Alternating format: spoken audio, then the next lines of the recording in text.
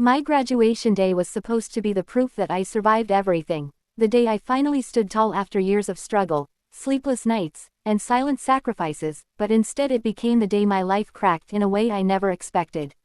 I stood in my cap and gown, surrounded by proud families holding flowers and cameras, while I scanned the crowd again and again, hoping to see my mother's face, hoping she would show up just once for me. She had promised she would come. She always promised. As my name echoed through the hall and everyone clapped, my heart sank because the seat where she said she would sit was empty. I smiled for the camera, but inside I was breaking. I remembered all the nights I studied alone while she was out chasing a life that never had room for me. I remembered cooking my own meals, paying my own fees, telling myself that one day she would be proud. That day was supposed to be the reward. Instead, I received silence. After the ceremony, I called her again and again until finally she answered, not with congratulations, not with love, but with annoyance.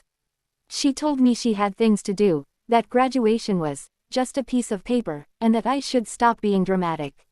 In that moment, something inside me shut down. I realized I had been chasing approval from someone who had already emotionally abandoned me long ago. I walked home alone, carrying my certificate like it belonged to someone else, watching families celebrate together while I felt invisible.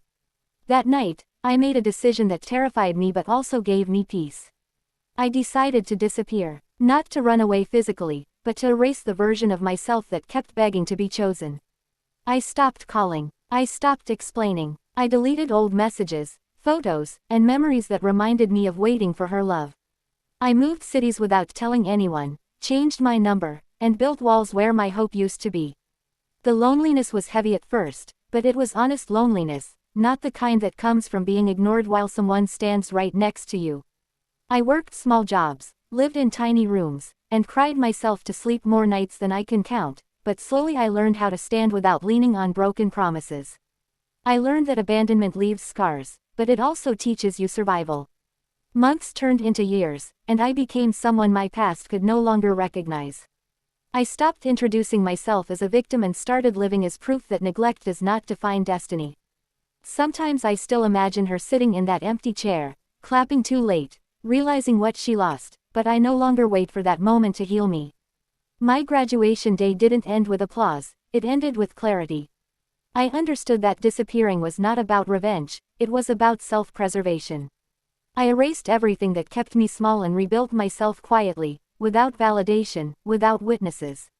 And if she ever wonders where I went, the answer is simple. I went where I was finally enough.